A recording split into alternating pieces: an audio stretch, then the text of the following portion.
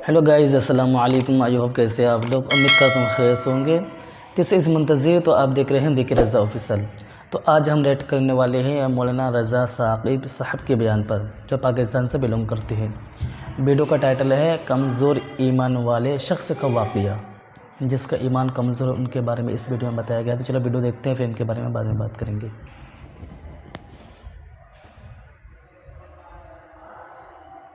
एक ज़माना था, एक दरख्त को लोग पूजने लगे, तो वहाँ एक सूफी था, इबादत गुजार था, शब जिंदादार था। उसे पता चला कि लोग दरख्त को पूज रहे हैं, तो उसके दिल में बड़ी गैरत जागी, तौहीद की गैरत होती है, वो जागी और वो खड़ा हुआ, उस दरख्त को काट दूंगा जिसको लोग अल्लाह का शरीक समझ रहे हैं और पूज रहे हैं। हाथ में कुल्हाड़ा पकड़ा और उस दरख्त को काटने के लिए निकला। रास्ते के अंदर शैतान खड़ा था, उसने कहा मैं तो नहीं जाने दूंगा, और शैतान ने रास्ता रोका। उसने पटक के शैतान को जमीन पे मारा और उसकी छाती पे बैठ गया। शैतान बहुत मक्कार है और वो शैतान से बच हर के एक रहना, को एक तरीके से नहीं शैतान हमें गुमराह कर लूटता, देंगे। उसके गुमराह बड़े करने मकरो फरेब और रहता है। दजल तलबीसात हैं। उसने दूसरा तरीका इख्तियार किया। उसने कहा जनाब आप इबादत गुजार हैं, तहज्जुद गुजार हैं, शब जिंदादार हैं, आप दरख्त को काटेंगे, लोग आपके मुखालिफ हो जाएंगे, फिर आपको उनके मुकाबल खड़ा होना पड़ेगा और सवेरे शाम लड़ाई ही लड़ाई, आपकी इबादतों के वक्त में खलल आएगा। तो आपने इनकी कब्र में थोड़ा जाना है, आपकी कब्र अपनी है, इनकी कब्र अपनी है, आप छोड़िए इनको।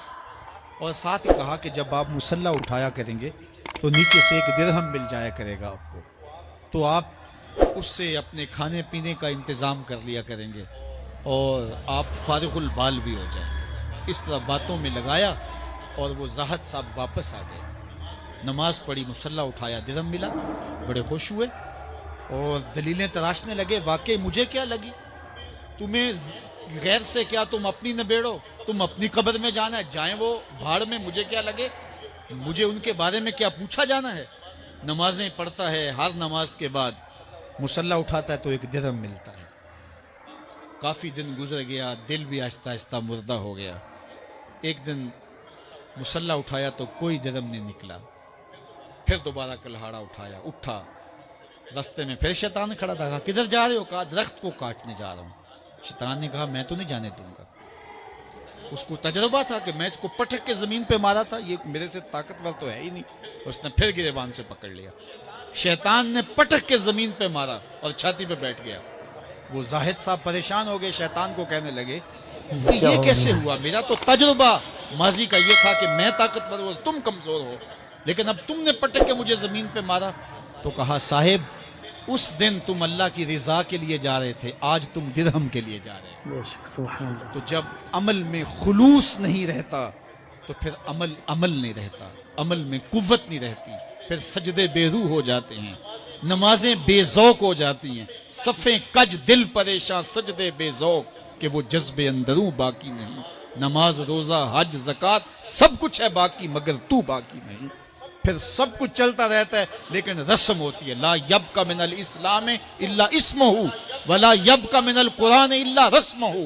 फिर कुरान पढ़ा जाता है, रस्म होता है। कुरान दिल को फिर नहीं बदलता, इसलिए कि रस्म अदा हो रही होती है। जब रस्म अदा हो रही हो तो फिर कुरान दिल को नहीं बदलता। जब कुरान के तौर पे पढ़ा जा रहा हो, फिर ये दिलों में रंग उतारता है और मार्फत का नूर देता है और दिलों के जंग उतारता है। तो ये तो पूरा वाक़या हाँ कमज़ोर ईमान वाले के लिए। इसलिए कभी भी शैतान से बचो। शैतान से बचना कैसे है? नमाज़ पढ़ो, नमाज की पाबंद हो जाओ, सीधे राह पर चलो, हुजूर के बताए गए रास्ते पर चलो। नमाज़ पढ़ोगे तो खुद शैतान के मुंह पे थप्पड़ लग जाता है। तो कभी भी गुमराही के रास्ते पर मत चलना।